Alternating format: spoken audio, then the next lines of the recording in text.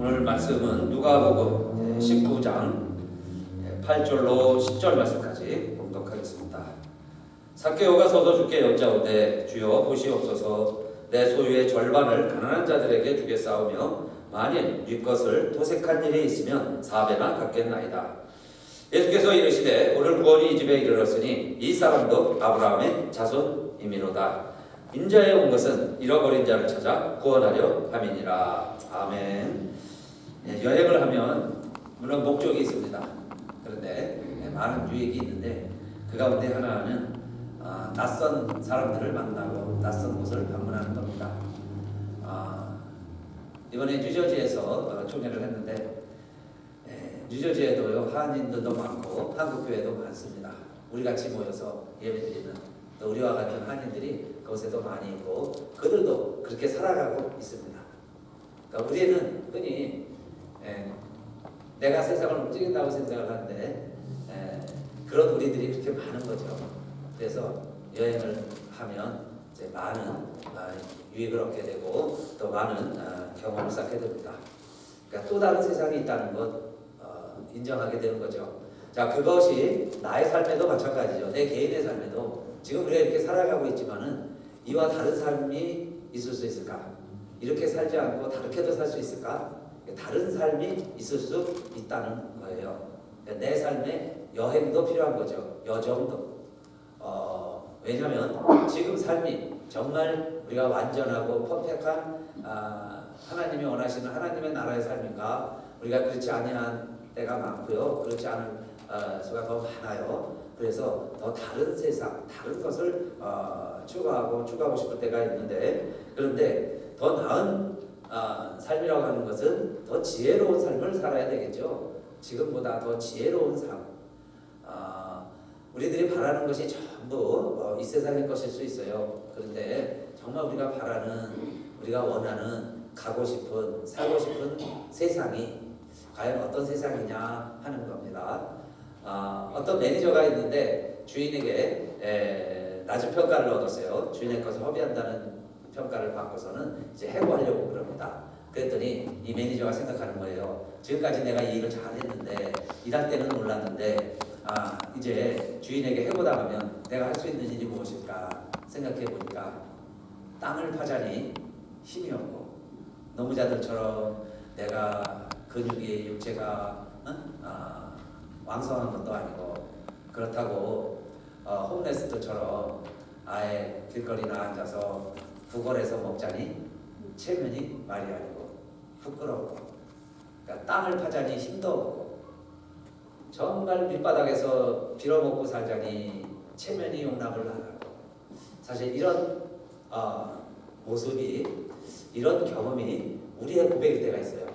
아무것도 할 수 없는 정말 부끄러워지는 그런 경험을 할 때도 있습니다. 오늘 예수님이 말씀하신 이 청지기도 사실 그 위기에 처한 거죠. 해고당하면 일 안 하면 뭘 할 수 있을까? 그럴 때 그가 이런 생각을 했습니다. 쭉 외상장부가 있는데 매니저가 하는 일에 다 빚을 얻은 거죠. 롤을 얻었습니다. 그러면 이렇게 하라는 거예요. 너 여기 기름 100마리인데 80g 써라. 밀 100석인데 너 여기다가 50이라고 적어라. 근데 이것은 매니저가 자기가 할 수 있는 영역입니다. 내가 할 수 있는 일. 그런데 그렇게 하라는 거예요. 요즘으로 말하면 이게 어마어마한 범죄 행위가 되겠죠. 공문서 위조. 공문서 위조. 멀쩡한 빚을 자기 마음대로 몇 깎아줍니까? 장부 조작. 뭐 이런 걸로 해가지고요. 어마어마한 책망을 받을 일이에요. 근데 예수님은 이 예를 드시면서 이 옳지 않은 청지기가 예수님도 인정을 하세요. 옳지 않은 거다. 이 옳지 않은 청지기가 그러나 지혜롭게 일을 하겠다. 뭐 잘했다고 그러시는 거예요. 그러면서 물론 하나님 백성들의 이야기를 하는 건 아니셨어요. 왜냐하면 이 시대의 자녀들이 그 말이에요. 지금 이 시대 사람들이 하는 일이 이 시대의 자녀들이 빛의 자녀들보다 더 지혜로웁니다. 더 지혜롭다.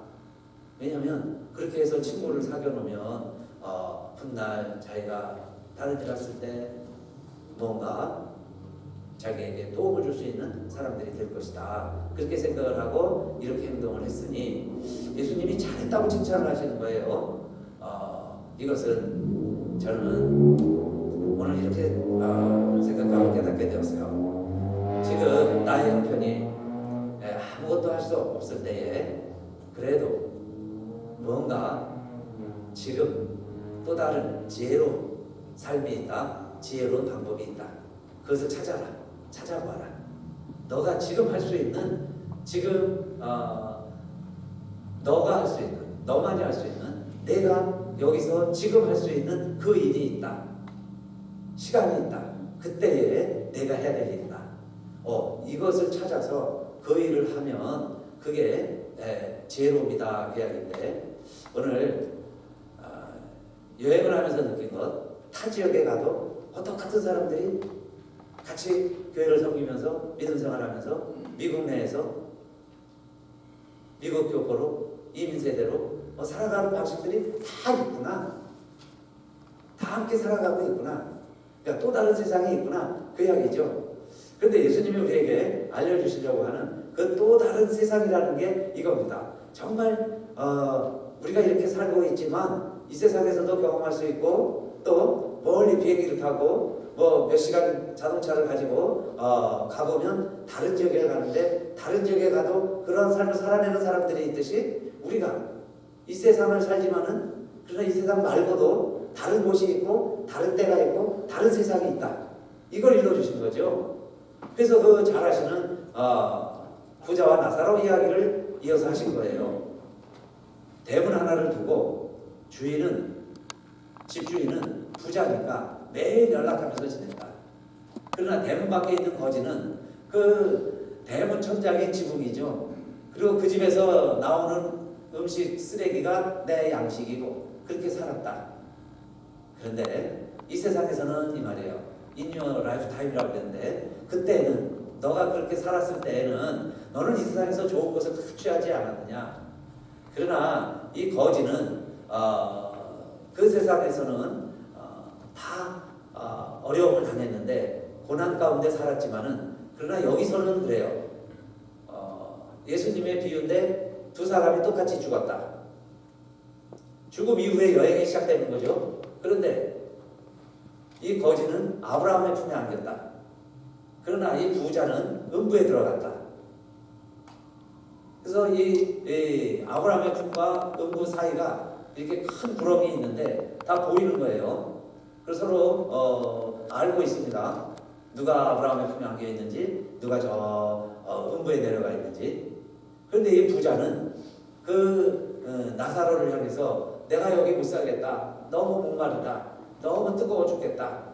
그러니까 아브라함에게 부탁을 하죠. 저 거지 내가 아는 사람인데 내 대문 밖에 살던 사람인데 저 사람 혀 끝에 물이라도 좀 취해서 손가락 끝에 취해서 내 혀 끝에 좀 한 번이라도 좀 목이라도 좀 죽여다오. 내 혀라도 좀 적셔달라는 거예요. 그런데 이렇게 큰 구렁이 있어서 오고 갈 수가 없습니다. 이게 예수님이 하시는 이야기죠. 그 이야기를 해주시는 거예요. 그러니까 이 부자가 이런 생각이 들었어요. 그럼 나는 큰 구렁이 있어서 이미 끝났으니까 거의 떠나왔으니까 돌아갈 수는 없으니까 그러면 저 나사로를 내 집에 보내서 내 형제 5이 있는데 이 5은 여기 오지 않게 해주세요. 회개하고 천국 가게 해주세요. 아브라함의 품에 안기게 해주세요. 그렇게 아브라함에게 부탁을 하니까 아브라함이 뭐라고 이야기해줘요? 아니다. 그럴 필요 없다. 이 세상에는 모세와 선지자들이 있다. 모세와 선지자들의 이야기를 듣고 그들이 회개하면 아브라함 품에 안길 것이다. 여러분, 이 이야기는 물론 예수님께서 비유를 해주셨으니까 어디에 강조점이 있는지 우리가 들을 때마다 어디에 또 포커스를 맞춰서 듣든지 그 관점이 바뀔 수 있지만 오늘 맥락 가운데 우리가 깨달아야 될 이야기는 이겁니다. In your lifetime, 너는 살았을 때 모두 좋은 것을 다 누렸다. 그러나 그는 He is now comforted here. He is now, here now. 지금 여기서 그는 comforted, 위로를 받고 있다. 그 이야기는 두 세상이 있다는 거죠. 우리가 여기서 사는 것을 나중에는 in your lifetime, 너가 살았을 때 그렇게 표현할 거고, 언젠가는 here and now예요. here and now. 여기서 지금 comforted, 위로받는 사람이 있다. 그러니까 지금 우리가 어떻게 살든지, 대문 하나를 두고 어떻게 살든지, 이웃 간에 어떻게 살든지, 언젠가는 이 세상 우리가 돌아보면서 우리가 살았을 때를 in my lifetime, 내 생전에 나 살아있을 때에 라고 고백할 때가 있다 하는 겁니다. 그 세상을 우리가 여행하는 거죠. 하나님의 말씀을 통해서, 우리가 신약 순례를 통해서 하나님의 나라를 지금 여행해 보는 거예요. 가보는 겁니다. 하나님의 나라가 어떻게 됐을까? 미리 알아보는 거죠. 그런데 이 세상에 모든 부귀영화를 누린 사람이 천국에서 그대로 부귀영화를 누리는가? 꼭 그렇지 아니하고, 이 세상에서 너무 힘들고 어렵게 살아간 사람이 또 계속해서 그 나라에 가서도 고생하며 힘들게 살까? 그렇지 않다. 반전이 일어난다. 그렇지 않은 세상이 있다. 이것을 예수님께서 일러주시고 우리의 눈을 뜨게 해주시고 귀를 열어주시는 거죠. 그래서 여러분, 우리가 지금도요, 들리지 않는 소리를 들을 수 있는 귀가 있어야 합니다. 그 귀가 뭐예요? 지옥에서 들려오는 소리, 이곳에 오지 않게 해주세요. 이곳에 오지 않게 해주세요. 내가 갈 수만 있다면 지금 이 세상에 나타나서 우리들에게 이야기해주고 싶은 많은 메아리들이 있어요. 소리들이 있어요. 그 소리가 우리에게 지금 들리지 않을 뿐입니다. 들리지 않을 수 있어요. 그러면 어떻게 해야 그 소리가, 고장난 라디오가 다시 주파수가 맞춰지면 음성이 알 수 있는 소리가 들리는 것처럼 어떻게 해야 내가 그 음성을 들을 수 있을까? 너희에게는 살아있는 동안에는, in your lifetime, 그들이 살아있는 동안에는 그들이 들을 수 있는 소리가 있다. 모세와 선지자들에게 듣게 해라. 그 말씀이에요. 모세와 선지자들의 이야기를 들어라. 오늘 우리들이 하나님 말씀을 읽고 예배를 드리고 말씀을 듣는 이유도 그 천상에서 들려오는 소리를 듣기를 원하는 거죠. 그래서 자, 우리가 이제 여행을 출발을 하는 겁니다. 또 다른 세상에 가보는 거예요. 그러면 그 나라에 들어가려면, 그러면 우리가 음부에 내려가지 아니하고 아브라함 품에 안기려면 어떻게 될까? 아브라함의 품에 안기는 것을 이 부자와 나사로 이야기에서는 왜 이들이 천국과 지옥으로 나뉘어졌느냐 하는 건 아무 얘기도 없어요. 강조점은 두 세상이 있다는 거죠. 나뉘어진다는 거죠. 예수님의 강조점은 큰 구렁이 있어서 오고 갈 수 없다. 또 때가 있기 때문에 그 때가 지나면 그때는 번복이 불가능하다. 이걸 강조하신 겁니다. 그래서 그 다음에 어떤 청년이 와서 이렇게 물어본 거죠. 그러면 내가 어떻게 영생을 얻겠습니까? One must I do예요. To inherit eternal life. 영생. 그게 하나님의 나라죠. 하나님의 나라를 그럼 내가 누리려면, 내가 그 아브라함의 품에 안기려면 One must I do. 내가 뭘 해야 되겠습니까? 뭘 하면 좋겠습니까? 그때 예수님 하신 말씀, 부자이니까. 그러니까 청년에게 그렇게 제시한 거죠. 다 팔고 와봐. 너 계명은 다 지켰니? 예, 다 지켰습니다. 그러니까 모세의 계명과 선지자들의 말을 다 지켰다는 거예요. 그러면 너희 하나님 나라에 들어가려면 이거 한번 더 해봐라. 재산 다 팔고 나를 따라올 수 있겠느냐? 근데 이 청년이 집에 가면서 생각해보는 거예요. 그래, 그러면 그거 다 팔고 예수님 따라가야지. 그런 마음이 들었으면 좋겠는데 근심이 생기죠. 걱정이 생기죠. 많은 재산이 있으니까 이걸 어떻게 할까? 그래서 근심하고 걱정하고 슬픈 희생을 띠고 결국 예수님을 따라가지 못하게 되었다는 얘기예요. 그래서 제자들이 물어본 겁니다. 아니, 이렇게 어려우면 하나님 나라에 누가 들어갈 수 있습니까? 하나님 나라에 누가 들어갈 수 있습니까? 저희 총회 할 때도 경비가 필요하니까 회비를 받았는데 조금만 경비를 내고 오히려 총회에서 더 많이 지원을 하죠. 그래서 300불을 내고 다녀오는데, 만약에 회비가요 10만 불이라고 합시다. 총회 한번 갔다 오는데 회비가 10만 불이에요. 그러면 몇 교회가 참여할 수 있겠어요? 못 가는 거죠.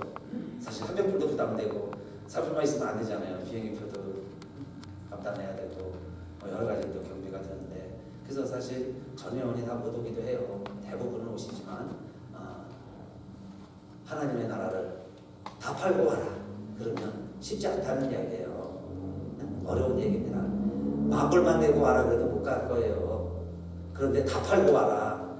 총회하려고 그러면 모든 재산 다 팔고 와라. 그러면 누가 갈 수 있겠어요? 다들 못 간다고 그러지.